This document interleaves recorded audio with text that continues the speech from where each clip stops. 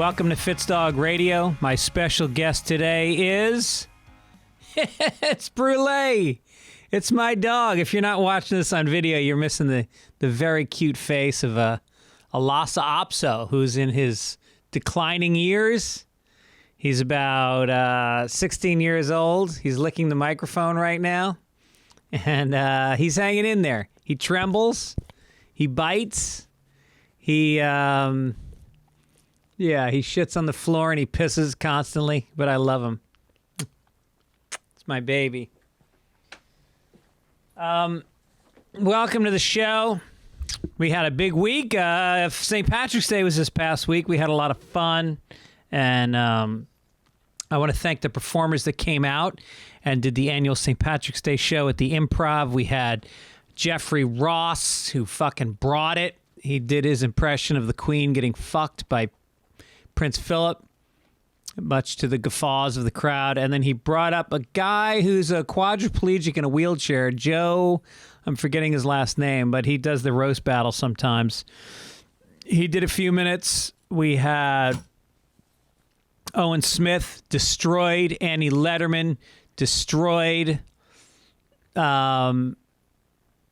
Did I say Whitney Cummings? She was amazing. She filled in for Andrew Santino, whose shooting schedule changed, so he was unable to attend. Also, we had Jacob Feldman, who's a kid I've been kind of mentoring for many years. And this was like his coming out party. And he killed. Who else? Who else came on? Adam Freeman, my friend Adam Freeman. Everybody had great sets. It was crazy. Olivia Hill had a big show. I hosted it.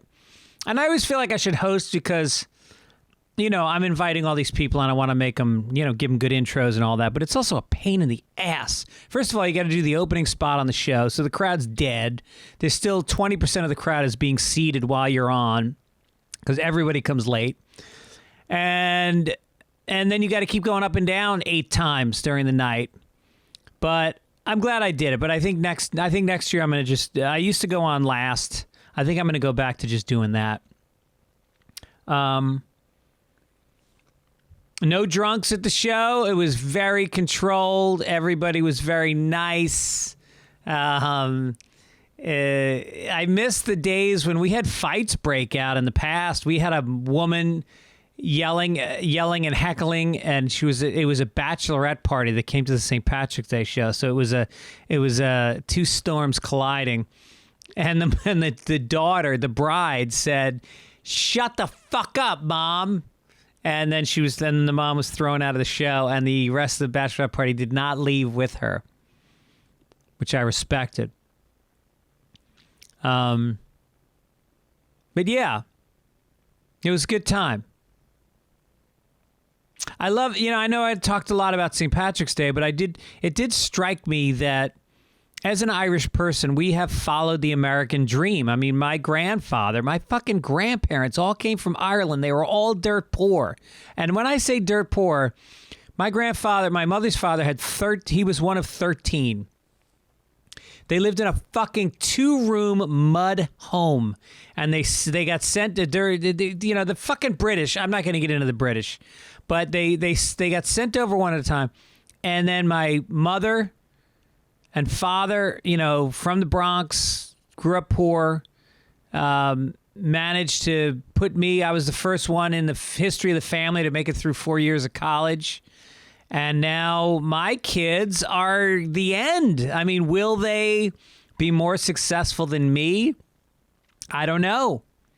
The drive certainly isn't there the way it was for an immigrant family following the dream. They were raised comfortably. There was no drive. There was feelings. There was accepting yourself to the extreme. Whereas when I grew up, it was, you are unacceptable. You need to go try, bet. You need to try. You need to be better than you are. The form you're in is unacceptable. And so it drove me. Does it make me happy? No. So there's two different things going on here. One is happiness and the other is success. And the two don't always correspond or correlate. So we'll see.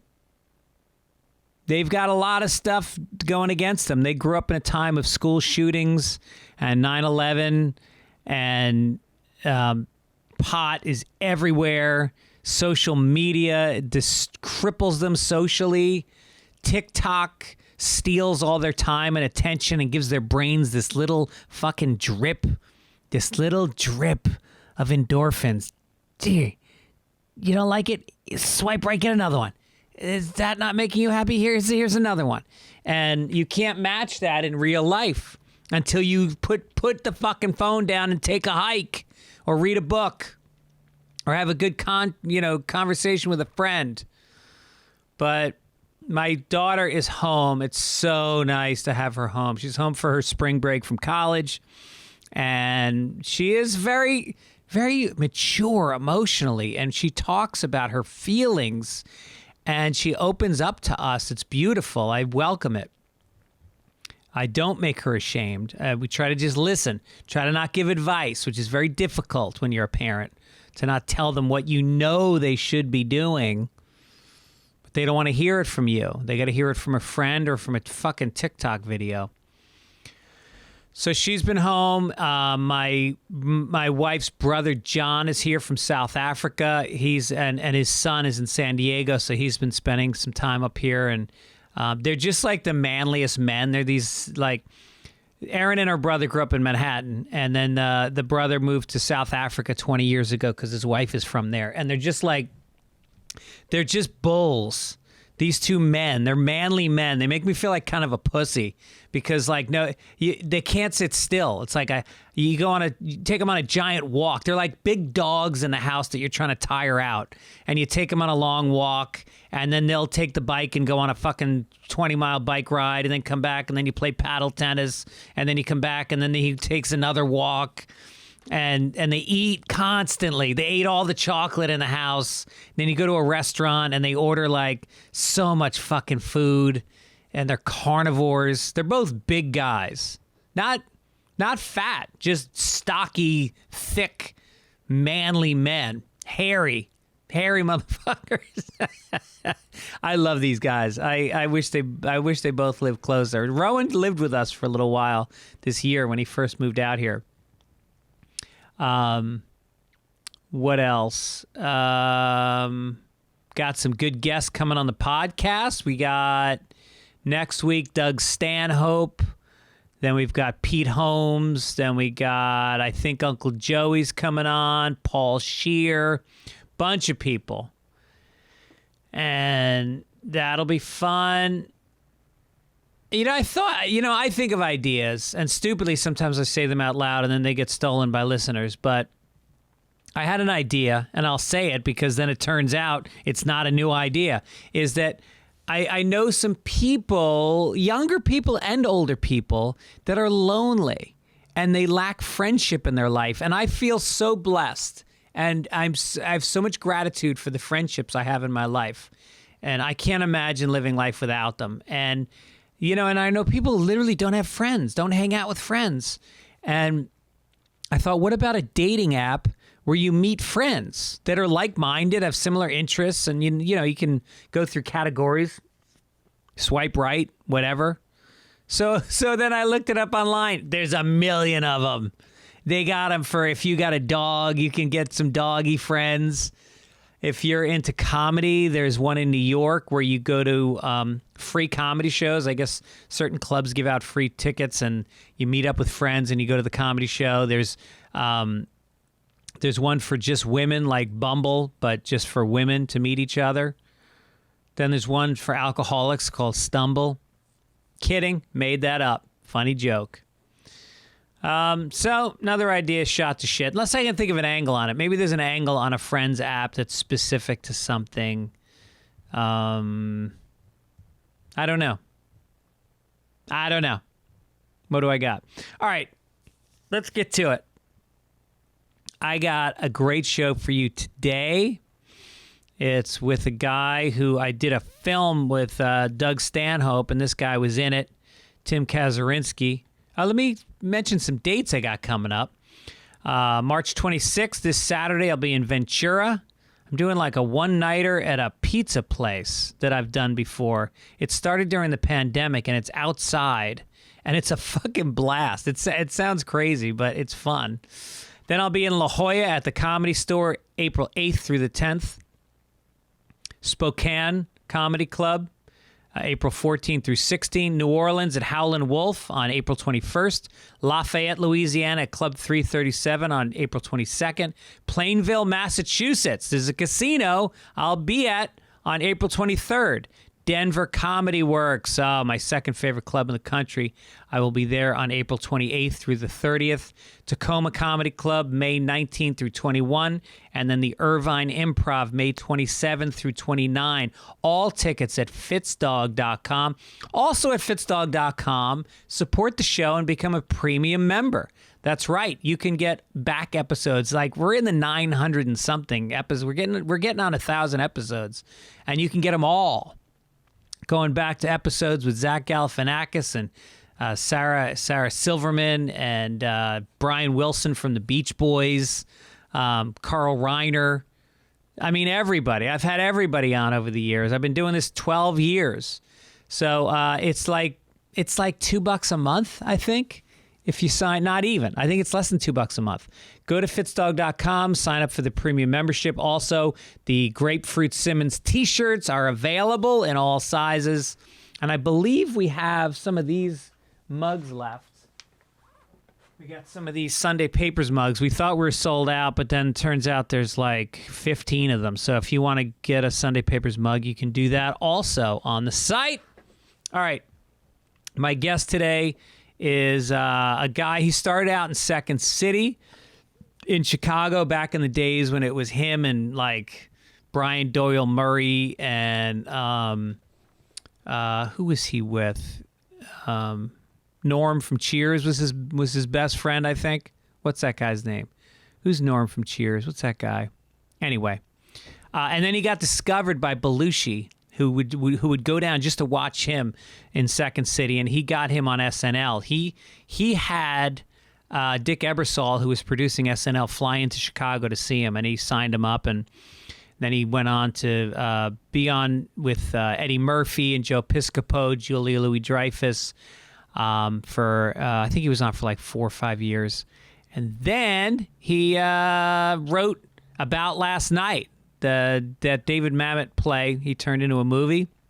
He was in all the Police Academy movies. He's been on Curb Your Enthusiasm, everything. I'm not going to list. You can look up his credits. He's amazing. He's a great fucking dude. He's my new friend. I was so excited he came on the show. We zoomed it in from Chicago, where he lives. And this is my interview with the great Tim Kazurinsky. Enjoy.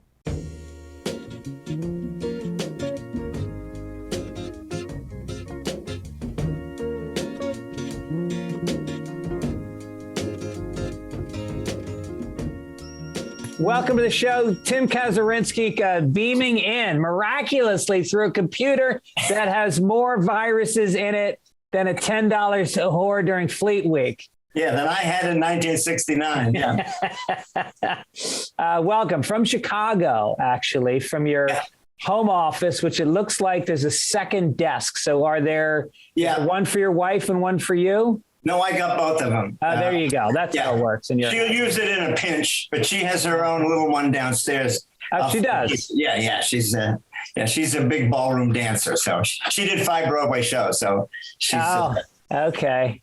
All things. No, Nanette, Big News, On Your Toes. But Chorus Line, she did on Broadway. She no kidding. Really? Yeah. Wow. When I was doing SNL, she was doing a show called On Your Toes. A George Abbott directed show. And so you guys were you were the talk of the town. You were the hot couple in New York at that time, huh? We were, yeah. And she was a Michigan girl, so I brought her back to the Midwest. So what was it like in those couple of years at night? Did you used to go to piano bars? Was there like a cool hangouts that you guys went to together? We actually met at this weird piano bar it's gone now. It was a fire hazard, but it was this tiny little place that had all these Chianti bottles with wax dripping off of them, and there were songbooks hanging from like strings on the ceiling, and these two old ladies ran it. One played piano, and you just pick a song, and everybody that was in the place would sing. Oh, that's amazing! It was a great little place. Yeah. Wow. Do you remember what it was called? No, I do not, but I'm sure it's been gone for. I don't know why, but I just pictured when you're glamorous at that time in New York, you go to piano bars, and cabaret was so cool back then, and Don't Tell Mama, and the West End. It was the coolest place. I love New York. Yeah. Couldn't live there. I mean, I was there 4 years with SNL, but it's not. Yeah. That Elton John says, Mars ain't the kind of place to raise your kids. But I'm not so sure New York City is either. So we came back to the Midwest. Yeah. Well, Chicago is, I would say, probably my third favorite place in the country. And my son is going to college there. My son's at DePaul. Yeah, that's right. It's great. It's great. I never met anybody that didn't like DePaul. They all love it. Yeah, it's a great school. It's a great school, and he's getting involved with, he did some improv there, and he goes and he sees the Second City once in a while. Oh, yeah. And it's just, it's a great experience. But I met you, I guess it was about a month ago. I came in, and there's a film called Road Dogs? Is that what it's called? Road Dog, yeah. It used to be called The Legendary Jimmy Quinn. Right. Changed it to Road Dog now. Yeah. So it's a great showcase for Doug Stanhope. It was not written for him, but it might as well have been. Because it might as well have been. He's hilarious. Yeah. He's very funny man. And a very nice guy too. Yeah. He's a super nice guy. He's very bends over backwards to make everybody comfortable.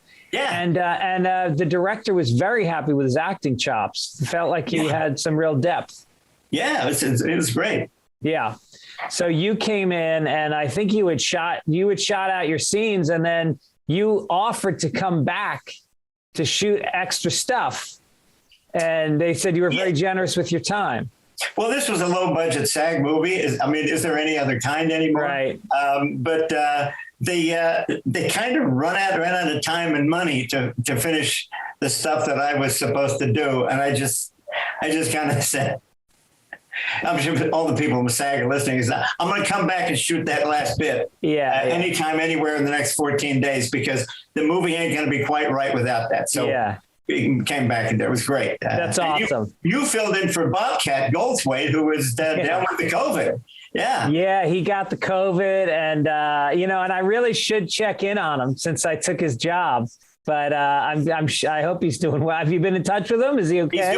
He's doing good. I know, because my sister-in-law just called. She's trying to get a couple of free tickets. He's going to be doing stand-up in Traverse City, Michigan on April 22nd. And she's trying to hit me up for a couple of free tickets. I think there might be some extra seats left in the back. I think there might be. Traverse City. You don't see that on a lot of concert T-shirts when they list the cities that you went to. Michael Moore is there. So he's the big... oh, is that right? That's a big hang for Michael Moore, yeah. When he's not in Flint, he's up in Traverse City, yeah. So you and Bobcat go way back, and you guys did the Police Academy movies together, and then you also, I think you were in Shakes the Clown, weren't you? Shakes the Clown. I was the first party dad in Shakes the Clown, where he gets to punch me in the stomach. But he kept pulling his punches, and I said, when I did Neighbors with John Belushi, John made me punch him so hard in the stomach, real hard. So I said, it's not going to look real unless you do it. And he just had to slap my face, I think. So I made him slap me for real. So that's amazing. Yeah. The first time we met, I was just doing the under the credits thing for Police Academy 2, and he sprayed, he was a gang leader. He sprayed mace in his mouth and then kissed me. And that was our first night of working together. And that's, oh my God, that was 84. We've been best pals ever since. Now, 84, I think of Bobcat in 84 as just out of control. I mean, I came up doing stand-up comedy in Boston, and he was like, he was just he was different than any other comic. I mean, that was that was a heyday in stand-up comedy where people, whether it was Sam Kinison or it was Emo Phillips, there were people that were really taking chances and doing, you don't see that today. You don't see comedians like really going into a character like that. No, it was a great time for stand-up, and yeah. And he's terrific. He's still doing stand-up because he'll be in Traverse City on the 22nd. Yeah. Then he's still a really, really funny guy, and very political too. Everybody thinks he's just like whatever. He's his stuff is, I like Doug Stanhope's really smart and right, really angry. There's a lot to be angry about. So. Yeah, well, he was very close with the great Barry Crimmins, who I was friends with back in Boston, and they did a beautiful movie together. Maybe you're going to pull it out right now. What do you got there? This is Barry Crimmins' book. Oh, his wife Helen put together a photo book, and beautiful. And Crimmins was a great. I met him one time in New York. Bob did the Friars Club, and so I joined him. I was in doing a Broadway show, Act of God, with Parsons, Jim Parsons from Big Bang Theory. Big Bang Theory. So I went over and met him that night. And then a couple months later, I get a call, and the Bobcat saying, hey, Barry Crimmins wants you to marry him to this his girlfriend. And I'm going, what? I just met him. So, of course, I go and they get married in Chicago because he needed to get her medical coverage because she had cancer. So we ended up marrying Barry to his wife, and we became really tight. And wait a minute, did he want you to do your Irish priest character? No, I just did it legit. I did. But why you? Why did he pick you? He just said he said Barry's taking a shine to you. He wants you to marry he and Helen. So, well, I'm in town. I'll go down and do it. So that's amazing. That's so great. I married them, but then another friend of mine was going to be there, and he didn't show up. And I said, "Well, where's Daryl?" He said, "Daryl couldn't be here. His big toe fell off." What do you mean? He got diabetes. I mean, he passed away about 6 months later. And ironically, Barry, he ended up with cancer. His wife's cancer went into remission. Then Barry got cancer and died. They were in Indiana, bumfuck Indiana, someplace. And so I went down to visit him. And Steve Wright was the loveliest man in the world. When I'd met in New York a couple of times doing Saturday Night Live, and Steve came in and we were both hanging out. And Steve, God bless him, he rented a jet to take Barry from Indiana to Skaneateles, New York, to die in his home turf. So no kidding. Yeah, Steve Wright's just a beautiful human. And that's with Barry Crimmins. They both just had the biggest hearts, and it's so funny because Barry's not originally from Boston, but he's associated with Boston. I think he's originally from upstate New York, right? Yeah, near Skaneateles, Syracuse. Bobcats from Syracuse. Tom Kenny's from Syracuse. Tom Kenny, that's right. SpongeBob SquarePants. SpongeBob, yeah. But Barry was a guy who, when I came up in comedy in Boston, he was the voice of, he was the high watermark, and everybody tried to get approval from Barry. And if you didn't get Barry's approval, he would stand in the back of the room while you were on stage. If you were a hack and you were doing misogynistic, racist stuff, he would stand in the back with his cigar and go, no. That's so great. Yeah. Bob did a documentary, Bobcat Goldthwait did a documentary called Call Me Lucky, which was all about Barry Crimmins. And it's a fantastic film if you guys can find it. Oh, yeah, I saw it. It was amazing. Call Me Lucky, beautiful film, yeah. Yeah, he came on, him and Bobcat came on my podcast together to promote it. Oh, that's so great. Yeah. And it was beautiful. It was such a labor of love. And then isn't Bobcat also shooting like a feature film based on the documentary or based on Barry's life? Yeah, that is in the works. Yeah. Yeah. Okay. That should be good. The world needs to know about people like Barry Crimmins. Absolutely. My father-in-law, who passed away a couple of years ago, was a big socialist. He taught at Bard College, and he decided to run for president on the Green Party. And he got the nomination from the Green Party. And we did a big comedy benefit. And Barry drove from Boston all the way up to, I think it was Oneonta, New York, because he was a big fan of my father-in-law's, because he was a socialist. And the two of them met and fell in love and stayed friends over the years. That is great. Yeah. So let's talk about, God, there's so many things I want to talk to you about, because we had this. Really, I thought it was a great conversation when we shot the film. I was just fell in love with you. Yeah. And we talked about, one of the things I want to talk about is that you brought up that it is the 40th anniversary this month of your dear friend John Belushi passing away. Yeah. It was my birthday, March 3rd, and March 2nd was the day that John died, 1982. And we were supposed to have dinner on my birthday, and John didn't make it back from California. Mm-hmm. It was, but it's just, and that night, luckily, Timmy Meadows had come into town and was going to be interviewing Bob Odenkirk as part of the Chicago Humanities Fest. So a bunch of buddies, Dave Pasquesi, who's now in The Legend of Boba Fett and was on Veep. He was Julia's ex-husband, who was shipping everybody. Oh, he's amazing. He's a great guy. Yeah. Best improviser in the world. He and TJ and Dave are just amazing. So he was there, and my friend Howard Johnson was there. He's been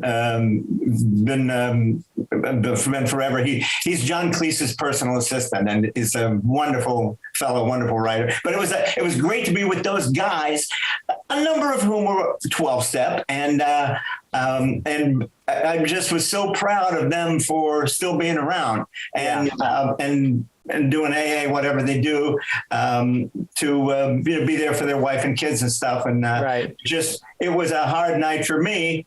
It was March 2nd, but it was a wonderful time. And we all got to hang out together after the show. And it was very therapeutic for me. And I miss John like hell. Yeah, you were telling me that he actually came when he was in Chicago. He was coming out and watching you perform. I think you were at Second City on the main stage. Oh, yeah. And he kind of fell in love with you, and he started like championing you and getting you into. Well, he put you in Neighbors before you were ever in Saturday Night Live, right? Yeah, well, he's from Wheaton. He's all the Belushis grew up in Wheaton, and then he would come into town, and he came and saw the show, and then I was working on a movie script about my bodyguard at the time, and I said, "Well, John, I got to work," and he just grabbed me in the headlock and said, "We're going out for a drink," and so we go out and party, and then they built that blues bar when they were doing the Blues Brothers, and that was literally across the street from Second City, so it was. That was a very, very, very wild hang. Right. Yeah. And would he? He also, unbeknownst to me, got me hired at SNL because he told Dick Ebersol to come in and say, I never auditioned. Like everybody else has got to go in and do 50 characters. Yeah. I didn't have 50 characters. I was just on stage. So he sent Ebersol in, and Ebersol, unbeknownst to me, saw the show and then hired me later. I didn't find out till 6 months later that John was behind that. Unbelievable. Wow. Lovely man. And when he'd come see you at Second City, would he jump up on stage and be part of the show? Yeah, I tell you this. Literally, he wouldn't. It was no, I don't want to do that. I'm not gonna. But after a few weeks, I said, "Look, just come out and say hi to people." And when he came out on stage, I invited him to come out. When he walked down on stage, I worked there on that stage for 2 years. I never saw a reaction like I saw from that audience. Yeah. He walked on the stage, and 350 people just all went, screaming. Yeah. It was like a shocking reaction to, like nobody got ever that kind of reaction on that stage. People just went berserk. Right. Yeah, he was amazing. And then he played for a bit too. and just wonderful, wonderful guy. I mean, it's just incredible when you think about, because, you know, I obviously, like everybody, I went down the rabbit hole on his anniversary and started looking at stuff. But like, I didn't realize that at the time, in a certain year, I can't remember what year it would have been. You would probably know. But the Blues Brothers was number one, or no, Animal House was number one. Saturday Night Live was number one. Yeah. And then the Blues Brothers record album was number one. Yeah. But unbelievable. I mean, and you're talking about a guy who a year before that was sleeping on couches. A year before that. Yeah. That's the biz. Yeah. Wow. You made a couple of hundred a week at Second City, and nobody was there for the money. Just the funny. Yeah. Right. So you're Second City alum. Were you with Julia Louie, or was that on SNL that you got to know? No, I actually sent the producers into Chicago to look at the Practical Theater Company. It's because they were looking for some new hires. I thought they might find one. They hired Brad, Paul, Gary Kroger, Julia Louis Dreyfus, Paul Barras, they cleaned house. They brought them all in. So at that time, was Brad dating Julia at the time? Or they were dating. Yeah. Wow, so they've been through a lot together. They were not married until after SNL. They had a wonderful wedding in Santa Barbara. Yeah. Rush Pearson, the guy I said, that's the guy you got to see. He didn't show up because he was doing a mud show with some Renaissance fair, and he ended up never getting hired. But God. He did the funniest dance in the world at their wedding. His gift to them was an outdoor wedding, and he did this insane Nijinsky dance at the wedding. It was like brilliant. That's amazing. So lovely people. So you paid Belushi back by getting some of your people onto SNL later. Yeah. What goes around comes around, you know? Right. But then you famously did not get along with Dick Ebersol after that, who was the producer of SNL. Right. Yeah. In retrospect, because I was the counter irritant, I was sort of the mom of the group. But as much as we fought, after all was said and done, I look back and Dick Ebersol does not get the credit that he deserves for keeping that show alive for another 5 years until Warren came back. Right.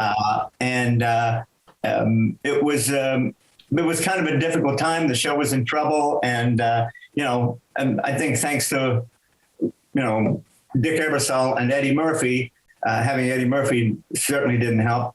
It didn't hurt, rather. Ebersol managed to keep it afloat for 5 years, and Warren came back in and ran it for another 30.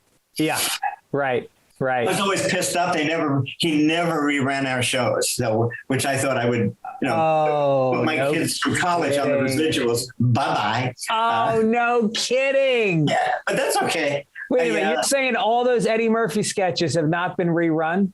Just the best ofs. They did best of and stuff, but Dick never reran those, because.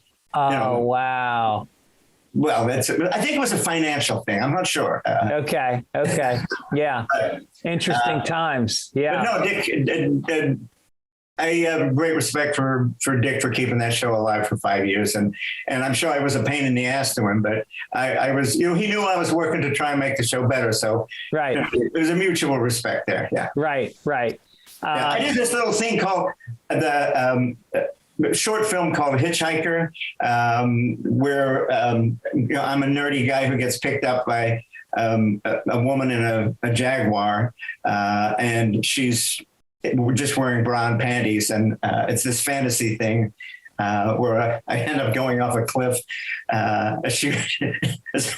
She ends up driving the car off the cliff, killing both of us. But we made this film. Then Dick didn't want to run, but then there's one show where he came and said, "You did a great job, this week. You got 4 pieces on the show." He said, "I don't know how I can thank you." I said, "Run that Hitchhiker thing." So he said, "Oh, Christ." So he hated it. But the night that he ran it, it was great. It got a huge, the audience laughed all the way through the commercial break. Yeah. And Dick looked over at me and went, I don't know why, but it was. Yeah. No, he was a good guy. I remember you did some characters. You did Hitler. I did on Saturday Night Live, which was really provocative in a way. I also did Mother Teresa, and I did Mahatma Gandhi. I did this little Indian guru kind of. I think I did play Gandhi one time. Yes, I did. So I balanced out the Hitler. And you also played Deng Xiaoping. Deng Xiaoping, Menachem Begin. Now, when you did Deng Xiaoping, did you wear the Chinese out? Did you? I mean, because looking back, there's people that have done Asian characters on Saturday Night Live over the years, and you go back and in this woke era, you go back and you look at some of that stuff, and people cringe. Yes. What was your character like? I did my best fake gibberish Chinese accent, which I'm sure would be considered horrific today. Yeah, right. But that was also a character I did at Second City, and George Wendt was Brezhnev, and he played Brezhnev with two pieces of black electrical tape over each eyebrow, and that was it. Yeah. That was our special effects makeup. Yeah. I had a little hat and a big jacket. Very low rent. And his Russian was as bad as my Chinese. And we call him every day and go, "Are they dead yet? Is one of them dead?" Because the sketch would be over. But that was very offensive. But I also did this Indian accent for a character I had called Having a Good Time Vishnu Over Here, and who would answer these great cryptic unanswered questions of the universe. But I didn't catch shit like Apu did for Simpsons. Yeah it's tough. I mean, comedy's tough. It's a moving target, and the tone of what's acceptable, because obviously on a show like SNL, you're trying to find the line and you're trying to get right up against it all the time. Yeah, that line changes. Yeah. And then they want to go back and look at old pieces in this new lens, and it's kind of unfair. You know? It's what's PC now was not so back then. And having said that, Don Rickles was, by today's standards, would be the most offensive human being, and a lovelier man you would never want to meet, and the most kind, soulful human being. And it was all tongue in cheek and playing, the stereotype was exposing the whatever. He was brilliantly funny. Yeah. He was hysterical. And you really wonder if that guy came along today. Well, there's a woman named Lisa Lampanelli who was and she kind of did his style very much so. And she was very funny. And then she stopped doing stand-up. And I think it was because that shtick wasn't going to work anymore in these new times. And so now she's like a motivational speaker or something. Well, whatever gets you through the night. Yeah, right. Yeah. I want to motivate people. I got to start with me, though. So you also were now you're from Chicago originally, or didn't you grow up in like Australia? I grew up in Australia till I was 16. Okay. And that's the time you can legally leave home. Right. Both my parents were alcoholics and gamblers, and I got an ulcer when I was 14, and the doctor said, you need to get out as soon as you can. So I quit school at 15 and got a job, and came over to America a week after my 16th birthday, and I lived with a couple of Polish aunts in Johnstown, Pennsylvania, and ended up as a nightside reporter there. And then in '68, I came to Chicago and fell in love with it. And I'm still here. I'm actually up in Evanston, Illinois, next to Northwestern. Oh, yeah. Evanston's great. Yeah, great. I love it. Yeah. And so now your boys are out of the house, so now you're an empty nester? Yeah, I'm an empty nester, yeah. Uh-huh. Just about an hour ago, my retired veterinarian, who probably put 6 of my pets to sleep, stopped by to visit my new pet and say hi. It's you know, that's nice. That's nice. That's another thing. Evanston, people walk around and, you know, pop in, and, you know, LA is much more, I'll drive over to here, drive there. And here you can walk around the neighborhood and pop in on people.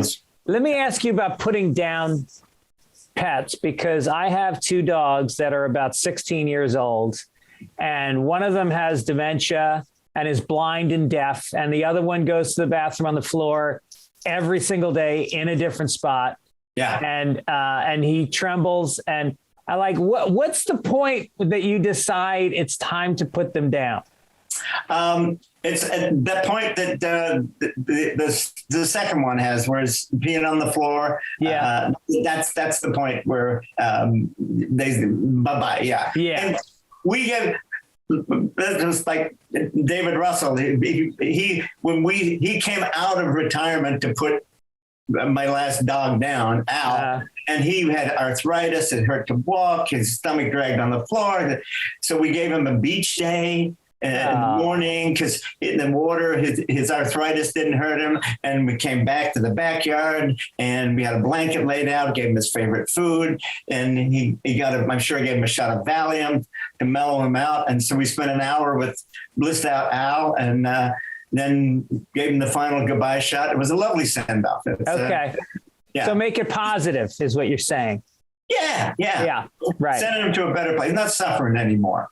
Because I feel like, you know, friends are starting to make comments like, hey, you're not doing this dog any favors at this point, but it's so hard to make the decision and to finally pull the trigger, and we're struggling with it. Yeah. Well, we rescued a puppy right before the lockdown, and then he rescued us for the next 2 years. Yeah, right. And he was supposed to be a mutt, and it turned out that he was a pedigree dog. We rescued him from out in the suburbs, and he's a Nova Scotia duck tolling retriever. Oh. And I went, what? Because people kept saying as he grew, we said, can we pet your Nova Scotia duck tolling retriever? We went and looked it up online. We went, that's him. That's what, Jesus. And he's like an expensive breed, but he's the sweetest, most loving, wonderful dog. So that's, you trade off, you know, send one to happy puppy heaven, doggy heaven, and get a new puppy. That's the way. Yeah. I think we're going to probably take a little break before we get another one, because these two have it's been really hard the last couple of years. We can't leave the house. It's like you got to come home like every hour and a half to walk them and give them more eye drops, and one's on Prozac, and you know it's crazy. So living in Evanston, have you joined any clubs? Like, do you have a regular ritual? Do you have a bowling night, or did you join the Rotary Club? Or no, my wife is a Rotarian. She is. The only thing I did was a bunch of old Second City guys, mostly 12-step. We would have a Tuesday morning breakfast, but that's just get together. But now COVID has sort of put the kibosh on that, and people have moved away. So no, it's no clubs, and I'm not even going to now. IO closed, and Second City has been bought by a hedge fund, so I don't go and hang at those joints anymore. But does Second City have a different vibe now than it used to? I think so. Yeah. When I started, the tickets were $7.50. I hear they're $100 now, and I'm like, no. What? What? At least the improvs are still free. Yeah. Okay. Yeah. So you can walk in pretty much at 10:30 any night and see the free improv. So yeah. Okay. That's good. That's good. Yeah, I know the UCB theater in LA is like, I think all the shows are $5, which has always made sense to me. Yeah. You know, and then what about Bill Murray? Was he part of your scene at Second City as well? Or do you have a relationship with him? No, I remember seeing Bill on the stage, and weirdly, in the early '70s, I'd been an ad man. I was writing advertising in St. Louis, Missouri, and came back around '72 to Chicago, and I lived at the corner of North and Wells, which was kind of next door to Second City, and I went to a show there, and that show had John Belushi, Harold Ramis, Brian Doyle Murray, Jim Fisher, Eugenie Ross Lemming, and Judy Morgan. And I was like, holy Christ, this is the funniest thing I've ever seen in my life. Yeah. And there was a Jesus, Mary, Joseph scene in which Belushi came in a leather jacket and helmet goggles from a pilot's ship, and he just cut out two wings from white cardboard that were just flapping on his back, and he was the angel of the Lord, and it was just destroyed the audience. And he'd move in a certain way to make those wings go like this. People screaming. Funniest thing I've ever seen. Yeah.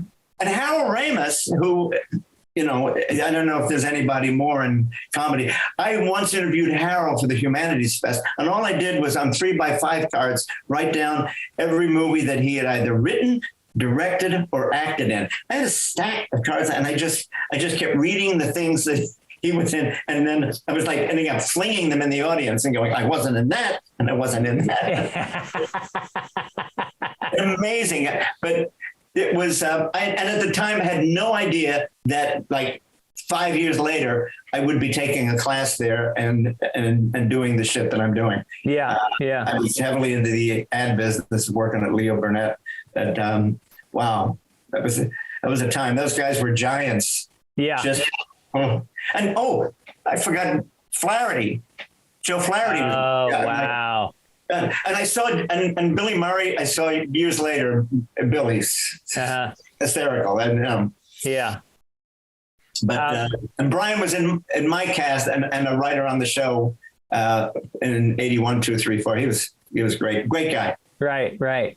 I wanted to ask you about, I read about a project that you did that sounded kind of sweet. It was called Thrill Ride, written by Mason Parrish. Yeah. 10-year-old boy who had passed from cancer. What was the story there? Yeah, his son passed away, and this project was a project of love that for him, and it was just a beautiful thing, and I was so happy to help out. Regardless of the fact that one night we shot was the coldest night in the history of the world. And I thought I was going to freeze to death in this old Model T car. It's just a frigid night, but it was like, I'm going, it's this for a good cause, Tim. Just shut up and deliver your lines without shattering your teeth. It's a lovely project. Yeah. So the idea was there was a 10-year-old boy who died of cancer, and he had this gift of being a natural storyteller, and that his father encouraged him to write a movie script, which he did, and he passed away before it could be made. And then posthumously, his father solicited you and some other talented people, and you guys actually made the movie. Yeah. That's incredible. Yeah. And then he was really nice. He was also, I think, on the staff of DePaul. Right. He's a professor of film at DePaul. Oh, yeah. And was very kind to my dear friend, Michael McCarthy, who is a friend of mine, who I got a job at SNL as an apprentice writer one year. And Michael passed away from glioblastoma a year and a half ago. But he was very kind to Michael. So what goes around comes around. It's a lovely seems community. to be a theme in your life. And you mentioned earlier, I wanted to ask you about that Act of God play that was on Broadway. Did that get did COVID stop that run? No, actually, I had, my wife had encouraged me, because she had done all these musicals, to do a musical. And so when I was 63 years old, I lucked into my first musical, which was Hairspray, out at Drury Lane here. I played the dad in Hairspray. Oh, great. It was a great time. So much fun. I said, why do you tell me these musicals are so much fun? Weirdly, my buddy George Wendt played Edna on Broadway. And I played her husband. Oh, right. And George and I are really best buds. And I'm thinking, oh, God, I wish I had done that show with George, too. Yeah. But my second musical is, weirdly, I landed the role of the Wizard of Oz in Wicked, and the first national tour of Wicked. And I did that for like a year and a half. And then I go to visit my daughter in New Zealand, where she was living for 6 years. And I get a call. My agent says, Joe Mantello just called and wants you to do a show on Broadway. And I'm going, what? So he had directed Wicked. And so we went in, but it was a 4-month run because Jim Parsons had this thing called Big Bang Theory. Oh, yeah. So, and I'm saying, you're gonna quit this wonderful show just to go back to some sitcom where you're making $1 million or $2 million a week? Come on. Yeah, right. So, so they produced it and they put it up knowing that it was going to end in 4 months? Absolutely. Yeah. That is crazy. And then next year, Sean Hayes did it. I think in LA and in New York. This was based on a hilarious Twitter feed that the guy, what's the guy's name from Daily Show who wrote it? Oh, shit. I'm putting you on the spot. I apologize. He's going to be so pissed that I forgot his name. I know. Where I got the poster downstairs in the living room. I can run down. I'm going to Google it. Javerberg. What was it? Javerberg. Oh, shit. Hold on. But Tweets from God is a hilarious guy. Please edit this out. Wait, I'm gonna edit this out, and I'm looking it up right now. Created by. Such a funny script too. I'm not. Basically, it's a one-man show with Parsons as God coming back because he screwed up the first 10 commandments, and he's come back with a bunch of new commandments. Right? Yeah. And so that was, and you were playing a priest? Yeah, I was actually the angel Gabriel. Oh, okay. Yeah. Nice. And I was the scolding angel, and Fitzpatrick was the fun. He had all the funny angel parts. Yeah, so, yeah, I was delivering the heavy shit. But it is funny though, really because fun. If I didn't know your last name sounded Polish, you look. Everybody must assume you're Irish. I get that. Yeah, I do. Yeah. And I think my mother's maiden name was Butterfield, so I think that's the Irish influence. But now, is that right? Okay. I am. And growing up in Australia, I had no idea what a Pollock was, or what. But on my father's side, my grandmother was Ukrainian, and my grandfather was Polish. And the name was Kazurinsky. It was 13 letters long and ended in an I. But at Ellis Island, they screwed that up. Came out Kazurinsky, put a Y on the end, chopped out 3 letters, and there you go. Because now it ends in a Y. A lot of people think that I'm Jewish, which I never bother to correct them because I'm in show business. Shut up. It's not going to hurt you. It's not going to hurt you. Yeah. And plus, I did a show called Old Jews Telling Jokes, which was the most fun I think I've ever had outside of Second City doing a show. We had a blast. What, was it just a collection of comedians and performers doing Jewish jokes? Yeah, literally, there was a website where they had like grandfathers and uncles telling these old Jewish jokes. And plus, in my computer, I've been saving jokes for years. All my favorite way, I've got hospital jokes, golf jokes, musician jokes. But all my favorite were the Jewish jokes. And so then I get to be in a show where all these jokes are in it. And that's awesome. It was a hoot. Oh, God. All right, I'm going to put you on the spot. Give me a good Jewish joke. I'll tell you. Here's one that's you have to understand the Jewish people to get this joke, and if you do, you understand what a great joke it is. Mother gives her son 2 shirts. It's a red shirt and a blue shirt. She goes, "Go upstairs. You put on whichever shirt you like." He comes downstairs wearing the red shirt. She goes, So you didn't like the blue shirt. Yeah. Yeah. The one I'm very fond of is two women sitting on the porch. Rivka says,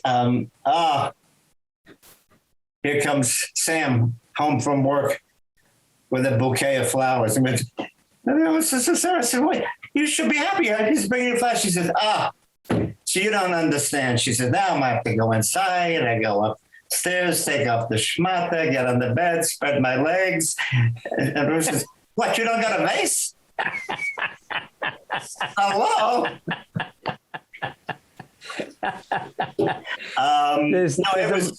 There's a mother on the beach with her son, Moishi. He's about 2 years old, and he's splashing around just on the edge of the surf. He's got a bucket.